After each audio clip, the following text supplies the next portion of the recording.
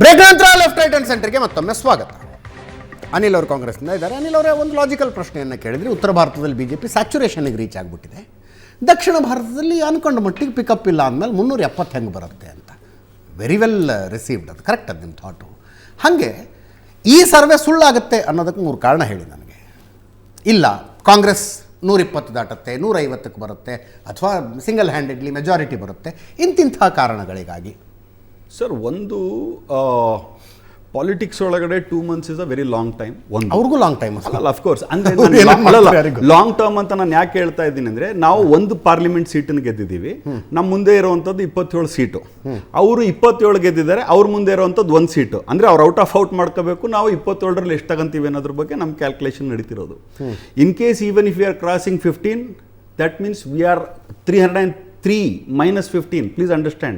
Andre Modi ji are only 10-15 seats ahead of his majority. Okay. That is almost, you can say, minor government. Assume Telangana or probably even Madhya Pradesh or Rajasthan, where there is a dual fight between Congress and BJP. Akasmat ನಾವು 15 seat ತೊಗೊಂಡ್ವಿ ಅಂದರೆ straight away BJP is going to be 275. In case ಅಲ್ಲಿಂದ ನಾವು ಮುಂದೆ wherever there is a dual fight again, for example Chhattisgarh, for example Jharkhand, for example Haryana, if we are able to even win 10 seats, BJP is standing at 260. In case also Bharatiya Janata party Allianz ಮಾಡಿಕೊಂಡು ಸರ್ಕಾರ ಮಾಡಿದ್ರು ಸಹ ನಾವು ಖುಷಿಯಾಗಿರ್ತೀವಿ. ಯಾಕೆಂದರೆ ಅವತ್ತಿನಿಂದ ಈ ದೇಶದ ಸಂವಿಧಾನ ಕಂಪ್ಲೀಟ್ ಆಗಿ ಸೆಕ್ಯೂರ್ ಆಗಿದೆ. ನೋ ಬಡಿ ಕ್ಯಾನ್ ಟಚ್ ಕಾನ್ಸ್ಟಿಟ್ಯೂಷನ್. ನಮ್ಮ ಮುಂದೆ ಇರುವಂಥದ್ದು ಇವತ್ತು ನಾವು ಗೆಲ್ಲುವಂಥದ್ದಲ್ಲ, ಸಂವಿಧಾನ ರಕ್ಷಣೆ ಮಾಡುವಂಥದ್ದೇ ನಮ್ಮ ಎದುರುಗಡೆ ಇರುವಂಥದ್ದು. ಅದ್ರಗೋಸ್ಕರ ನಾವು ಎಂಥ ಹೋರಾಟಕ್ಕಾಗೂ ತಯಾರಾಗಿದ್ದೀವಿ. ಮುಂದಿನ ದಿನಗಳಲ್ಲಿ ಅದೇ ನಮ್ಮ ಇಂಪಾರ್ಟೆಂಟ್ ಪ್ರಯಾರಿಟಿ ಆಗಿರ್ತದೆ. ಇವತ್ತು ಬೇಕಾದಷ್ಟು ವಿಚಾರಗಳ ಬಗ್ಗೆ ಪ್ರಸ್ತಾಪ ಮಾಡಬಹುದು. ಕಮ್ ಟು ರಿಯಾಲಿಟಿ ಅಂತ ಹೇಳುವಂಥವ್ರು ಯಾರೂ ಇಲ್ವಾ ಇಲ್ಲಿ? ಏನು ಸರ್?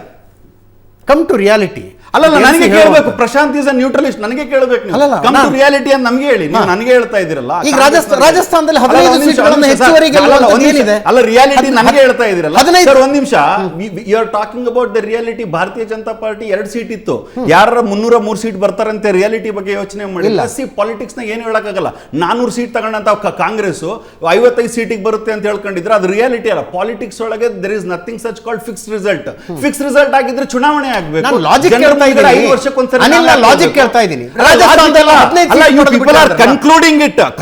ಇಟ್ ಅಂದ್ರೆ ಏನು?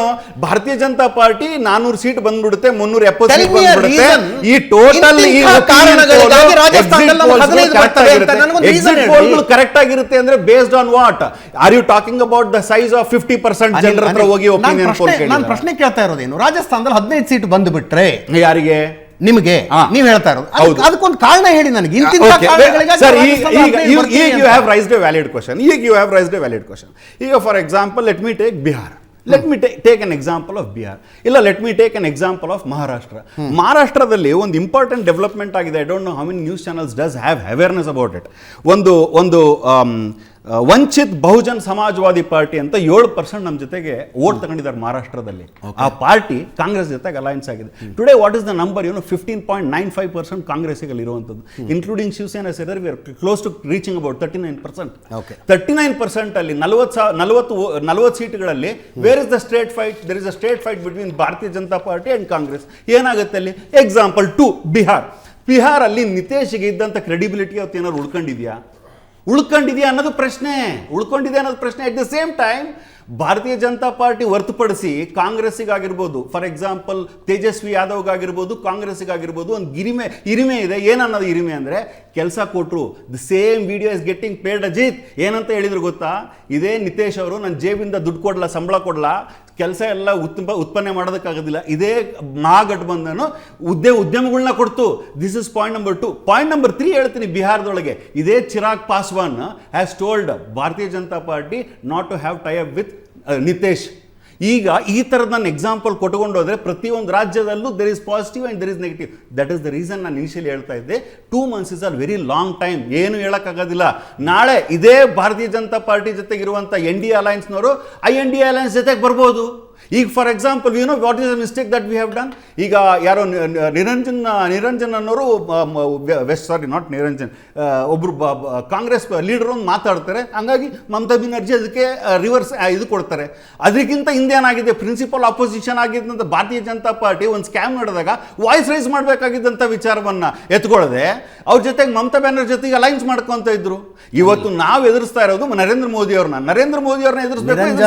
ಸ್ಟೇಟ್ ಲೆವೆಲ್ ನೀವು ಪ್ರಿನ್ಸಿಪಲ್ ಲೀಡರ್ ಅಲ್ಲ, ಅಧೀರ್ ರಂಜನ್ ಚೌಧರಿ ನಿಮ್ಮ ಸಂಸದರು ಲೋಕಸಭೆಯಲ್ಲಿ ವಿಪಕ್ಷ ನಾಯಕರು ಆಗಿದ್ರು. ಆಮೇಲೆ ಸ್ಕ್ಯಾಮ್ ಆಗಿದ್ದಕ್ಕೆ they have raised this voice. Bharatiya Janata party principal opponent did not raise the voice. ಗೊತ್ತಿದೆ ನಮಗೆ, ಭಾರತೀಯ ಜನತಾ ಪಾರ್ಟಿ ರೈಸ್ ಮಾಡಬೇಕಾಗಿತ್ತು ವಾಯ್ಸ್ ಅನ್ನ. ಅವ್ರು ರೈಸ್ ಮಾಡಿದ ಕಾರಣಕ್ಕಾಗಿ ನಾವು ಅಲಯನ್ಸ್ ಆದ್ರೂ ಸಹ ನಾವು ರೈಸ್ ಮಾಡಿದೀವಿ. ಬಿಕಾಸ್ ನಮಗೆ ಇಂಪಾರ್ಟೆಂಟ್ ಇರುವಂತದ್ದು ಜನರ ರಕ್ಷಣೆ, not the alliance, not the anything else. ಇವತ್ತು ಅರ್ಥ ಮಾಡ್ಕೊಳ್ಬೇಕಾಗಿರೋದು ಲಾಂಗ್ ಟೈಮ್ ಅಲ್ವಾ. ಕಳೆದ ಒಂದು ತಿಂಗಳ ಪಾಲಿಟಿಕ್ಸ್ ತೆಗೆದುಕೊಳ್ಳೋಣ. ಕಾಂಗ್ರೆಸ್ ಮಹಾರಾಷ್ಟ್ರದಲ್ಲಿ ಅಷ್ಟೊಂದು ಸೀಟ್ ಗೆಲ್ಲೋದೇ ನಿಜ ಆಗಿದ್ದಲ್ಲಿ, ಬಿಹಾರದಲ್ಲಿ ಅಷ್ಟೊಂದು ಸೀಟ್ ಗೆಲ್ಲೋದೇ ನಿಜ ಆಗಿದ್ದಲ್ಲಿ, ನಿತೀಶ್ ಕುಮಾರ್ ರಾತ್ರೋರಾತ್ರಿ ನಿಮ್ಮನ್ನು ಬಿಟ್ಟು ಬಿ ಜೆ ಪಿ ಕಡೆ ಹೋಗ್ತಾ ಇರಲಿಲ್ಲ. ಅಂದರೆ ನಿತೀಶ್ ಕುಮಾರರನ್ನು ನೀವು ಯಾವುದೋ ಏಜೆನ್ಸಿ ಬಿಟ್ಟು ಆ ರೀತಿಯ ರಾಜಕಾರಣಿ ಅಲ್ಲ. ಸ್ವಲ್ಪ ನಮ್ಮ ಸಿದ್ದರಾಮಯ್ಯನವ್ರನ್ನ ಹೋಲ್ತಾರೆ, ಸೋಷಿಯಲಿಸ್ಟ್ ಇದ್ದಾರೆ, ಇಂಟಿಗ್ರಿಟಿ ಇರುವಂಥ ಒಬ್ಬ ನಾಯಕ ನಿತೀಶ್ ಕುಮಾರ್. ಪಲ್ಟುರಾಮ್ ಅನ್ನುವ ಕಾರಣಕ್ಕೋಸ್ಕರ ಟೀಕಿಸೋದು ಬೇರೆ, ಆದರೆ ಅವರು ಪೊಲಿಟಿಕಲ್ ಅಕ್ಯುಮನ್ನನ್ನು ನೀವು ಟೀಕಿಸ್ಲಿಕ್ಕೆ ಸಾಧ್ಯ ಇಲ್ಲ. 20 ವರ್ಷಗಳ ಕಾಲ ಅವರು ಅಧಿಕಾರದಲ್ಲಿದ್ದಾರೆ ಬಿಹಾರದಲ್ಲಿ. ಮಮತಾ ಬ್ಯಾನರ್ಜಿ, ಒಂದು ವೇಳೆ Congress is getting momentum, Mamata Banerjee ಯಾಕ್ರಿ ನಿಮ್ಮನ್ನು ಬಿಟ್ಟು ಹೋಗ್ತಾರೆ unnecessary? Arvind Kejriwal, if Congress is getting momentum, ಪಂಜಾಬ್ನಲ್ಲಿ ನಿಮ್ಮ ನಾನು ಮೈತ್ರಿನೇ ಮಾಡ್ಕೊಳ್ಳಲ್ಲ ಅನ್ನೋದನ್ನ ಚಂಡೀಗಢ ಮೇಯರ್ ಪೋಲ್ಗಿಂತ ಮುಂಚೆ ಅಂದ್ರೆ ನನಗನ್ಸುತ್ತೆ ಹವಾಮಾನ ನೋಡಿ ರಾಜಕಾರಣಿಗಳು ನಿರ್ಧಾರವನ್ನು ತೆಗೆದುಕೊಳ್ತಾರೆ. ಆ ನಿಮ್ ಜೊತೆ ಇರೋ ರಾಜಕಾರಣಿಗಳೇ ನಿಮ್ ಜೊತೆ ಹವಾಮಾನದ ಬಗ್ಗೆ ತಾವು ಹೇಳೋದಾದ್ರೆ ಡೆಲ್ಲಿ ಒಳಗೆ 7-7 ಭಾರತೀಯ ಜನತಾ ಪಾರ್ಟಿ ಗೆದ್ದಿದ್ದಾರೆ. ಆಯ್ತಾ? ಈಗ ಅರವಿಂದ್ ಕೇಜ್ರಿವಾಲ್ ನಮ್ಮ ಜೊತೆಗೆ ಬರ್ತಾರೆ, ಅವ್ರ ಜೊತೆಗೆ ಹೋಗ್ತಾರೆ. Doesn't really makes any sense. Please understand. 7-7 seat Arvind Kejriwal ಅವ್ರು ಕೈ ಬಿಟ್ಟಾಗಿದೆ ಭಾರತೀಯ ಜನತಾ ಪಾರ್ಟಿದು. Please understand. ನಾನೇನು ಸ್ಟೇಟ್ಮೆಂಟ್ ಹೇಳಿದ್ದೆ ಅದೇ ಸ್ಟೇಟ್ಮೆಂಟಿಗೆ ನಾನು ಈಗೂ ಸಹ ನಿಂತ್ಕೊಳ್ತೀನಿ. There is a psychological war which is been getting set by the event management using opinion poll, media, parliament ಒಳಗೆ ಭಾಷಣ. ಈಗ ಫಾರ್ ಎಕ್ಸಾಂಪಲ್ ಫಾರ್ ಇನ್ಸ್ಟೆನ್ಸ್ ಈಗ ನಾನು ಹೇಳಿದೆ 11 ಪಾರ್ಟಿಗಳು ಅಸ್ಸಾಮಲ್ಲಿ ಕಾಂಗ್ರೆಸ್ ಜೊತೆ ಅಲೈನ್ಸ್ ಮಾಡಿಕೊಂಡಿದೆ. ಎಷ್ಟು ಮಾಧ್ಯಮಗಳ ಬಗ್ಗೆ ಮಾತಾಡಿದಾವೆ. ಅದೇ ತರ ಈಗ ಅಲ್ಲ ಒಂದು ನಿಮಿಷ sir, talk about numbers we can talk. ಅಲ್ಲ we can. I am very much interested in talking numbers. ಈಗ ಆಗಿರುವಂತದ್ದು ನಾನು ಇಷ್ಟೇ ಹೇಳ್ತಿರೋದು. I am not denying. ನಮಗೆ ಬ್ಯಾಕ್ ಸ್ಲಾಶ್ ಆಗಿದೆ, ನಮ್ಗೆ ಹಿಂದೆ ಹೋಗಿದ್ದೀವಿ ಅನ್ನೋದ್ರಲ್ಲಿ ನಾನು ತಪ್ಪಿಲ್ಲದೆ ಅಂತ ಹೇಳ್ತಲ್ಲ. ಫಾರ್ ಎಕ್ಸಾಂಪಲ್ ಆಯ್ತು, ನಿಮ್ ತರನೇ tell me one political party which is big, ಒಂದು ದೊಡ್ಡ ರಾಷ್ಟ್ರೀಯ ಪಾರ್ಟಿ, ಒಂದು 10, 15, 20 ಸೀಟ್ ಇರುವಂತದ್ದು ಭಾರತೀಯ ಜನತಾ ಪಾರ್ಟಿ ಜೊತೆಗೆ ಯಾವುದಿದೆ? ಒಂದು ತೋರಿಸಿ. ಒಂದು ನಿತೀಶ್ ಕುಮಾರ್ ಇದ್ದಾರೆ, ಅಜಿತ್ ದಾದಾ ಪವಾರ್ ಇದ್ದಾರೆ. Sir Nitish, you are talking about Nitish. ಈಗ ಅಲ್ಲ ರೀ, ಬಿಜೆಪಿ ಸ್ವಂತ ಬಲದ ಮೇಲೆ 320 ಕನಸು ಕಾಣ್ತಾ ಇರುವಾಗ ಸರ್ ಕನಸು ಬೇಕಾದಂಗೆ ಕಾಣ್ಬೋದು ಸರ್. ರಿಯಾಲಿಟಿಗೆ ಹತ್ರ ಇದೀವ. ನಾನು ಯಾಕೆ ರಿಯಾಲಿಟಿ ಹತ್ರ? ಈಗ ನೀವು ತಮಿಳ್ನಾಡಲ್ಲಿ ಆಂಧ್ರದಲ್ಲಿ ಗೆಲ್ಲಕ್ಕಾಗಲ್ಲ, ತೆಲಂಗಾಣದಲ್ಲಿ ಗೆಲ್ಲಕ್ಕಾಗಲ್ಲ, ಕರ್ನಾಟಕದಲ್ಲಿ ಗೆಲ್ಲಕ್ಕಾಗಲ್ಲ, ಕೇರಳದಲ್ಲಿ ಗೆಲ್ಲಕ್ಕಾಗಲ್ಲ, ಪುಡುಚೇರಿಯಲ್ಲಿ ಗೆಲ್ಲಕ್ಕಾಗಲ್ಲ, ರಾಷ್ಟ್ರೀಯ ರಾಜಕಾರಣವನ್ನು ಒಡಿಶಾದಲ್ಲಿ ಗೆಲ್ಲಕ್ಕಾಗಲ್ಲ. ಅಲ್ಲ ನೀವು ಎಲ್ಲಿಂದ ನಂಬರ್ಸ್ ರಾಜಕಾರಣವನ್ನು ಬದಲಿಸಬೇಕಾದ್ರೆ ಪಶ್ಚಿಮ ಬಂಗಾಳದಲ್ಲಿ ಅಲ್ಲ, ತೆಲಂಗಾಣ ಬಿಜೆಪಿ ಜೊತೆಗೆ ನಿಮ್ಗೆ ನೇರ ಫೈಟ್ ಇರ್ತಕ್ಕಂಥ ಕ್ಷೇತ್ರಗಳಲ್ಲಿ ಬಿಜೆಪಿಯನ್ನು ಸೋಲಿಸಿ ಕಾಂಗ್ರೆಸ್ ಗೆಲ್ಲುತ್ತಾ? ಕರ್ನಾಟಕದಲ್ಲಿ ನೇರ ಫೈಟ್ನಲ್ಲಿ ಎಷ್ಟು ಸೀಟಲ್ಲಿ ನೀವು ಸೋಲಿಸ್ತೀರಿ? ಮಹಾರಾಷ್ಟ್ರದಲ್ಲಿ ಎಷ್ಟು ಸೋಲಿಸ್ತೀರಿ? ಗುಜರಾತ್, ಮಧ್ಯಪ್ರದೇಶ, ರಾಜಸ್ಥಾನ್, ಛತ್ತೀಸ್ಗಢ, ದಿಲ್ಲಿ, ಹರಿಯಾಣದಲ್ಲಿ ಎಷ್ಟು ಸೋಲಿಸ್ತೀರಿ ಅನ್ನೋದು ಮುಖ್ಯ ಆಗುತ್ತೆ. ಕೇಜ್ರಿವಾಲ್ 4 ಸೀಟ್ ಗೆದ್ರೇನು, ನೀವು ಗೆದ್ರೇನು ಬಹಳ ಫರಕ್ ಬೀಳಲ್ಲ. ಕರೆಕ್ಟ್ ಅಲ್ಲ ಸರ್ ಪ್ರಶಾಂತ್ ಅವರು? ಸಿಪಿಎಂ ಜಾಸ್ತಿ ಗೆದ್ರೇನು, ಕಡಿಮೆ ಕಳೆದ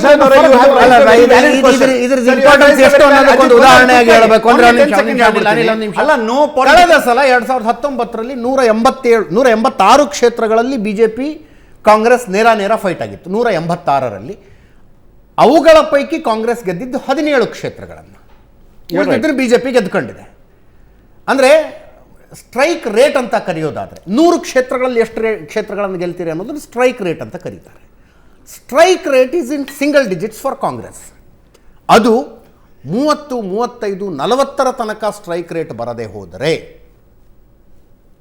ಕಾಂಗ್ರೆಸ್ 100ರ ಗಡಿಯನ್ನು ದಾಟೋದಿಲ್ಲ. ಓಕೆ, 100ರ ಗಡಿ ದಾಟೋದಿಲ್ಲ. ಅಜಿತ್, ಫಾರ್ ಇವ್ರು ಹೇಳಿದ್ದಕ್ಕೆ, ಪ್ರಶಾಂತ್ ಅವ್ರು ಹೇಳಿದ್ದಕ್ಕೆ ಒಂದು ಕ್ವಿಕ್ ಆನ್ಸರ್ ಕೊಟ್ಬಿಡ್ತೀನಿ. ಈಗ ಹಿ ವಾಸ್ ಟಾಕಿಂಗ್ ಅಬೌಟ್ ಒಂದು ಹವಾಮಾನ ಬದಲಾವಣೆ ಆದದಕ್ಕೆ ಭಾರತೀಯ ಜನತಾ ಪಾರ್ಟಿ ಒಟ್ಟಿಗೆ ಸುಮಾರು ಪಾರ್ಟಿಗಳು ಹೋಗ್ತಾ ಇದೆ ಅನ್ನೋದು ಅವ್ರ ಒಂದೊಂದು ಕನ್ಸರ್ನ್ ಆಗಿತ್ತು.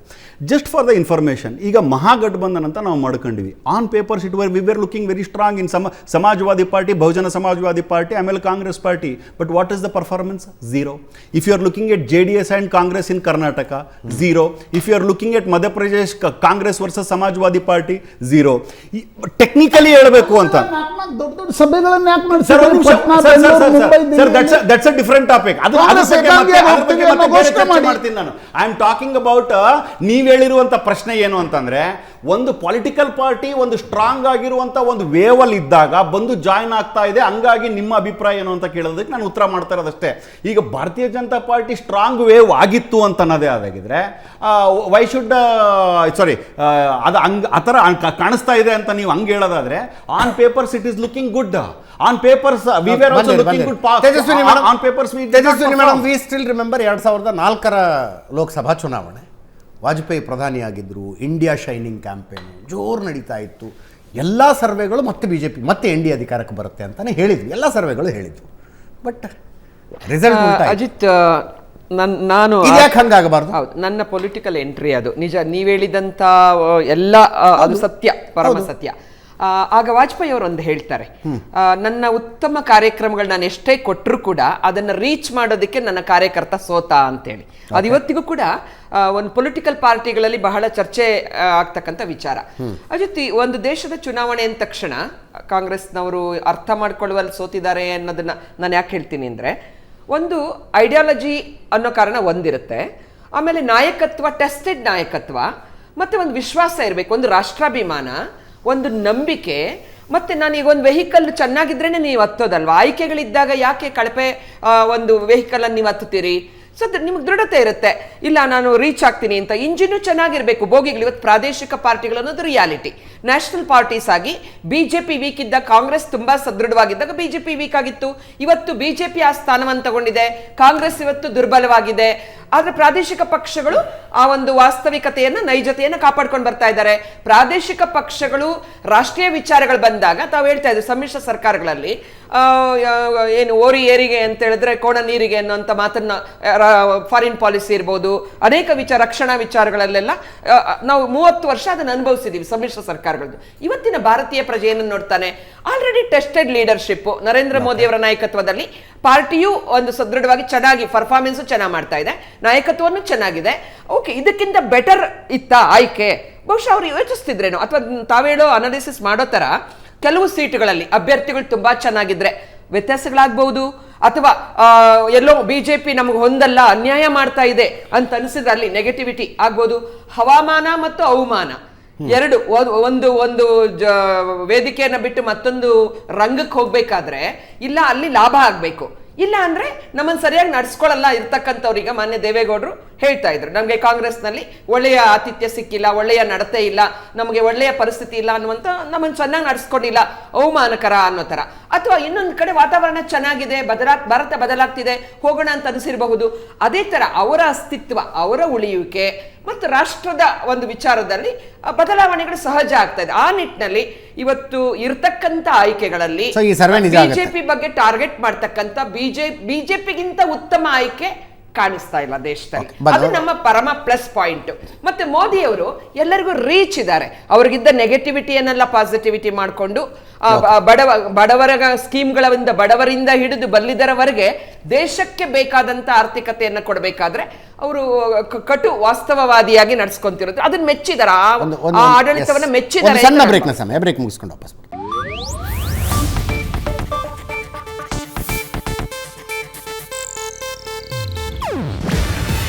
ಇದು ಏಷ್ಯಾನೆಟ್ ನ್ಯೂಸ್ ನೆಟ್ವರ್ಕ್ ಪ್ರಸ್ತುತಿ. ನೀವು ನೋಡ್ತಿದ್ದೀರಾ ಏಷ್ಯಾನೆಟ್ ಸುವರ್ಣ ನ್ಯೂಸ್.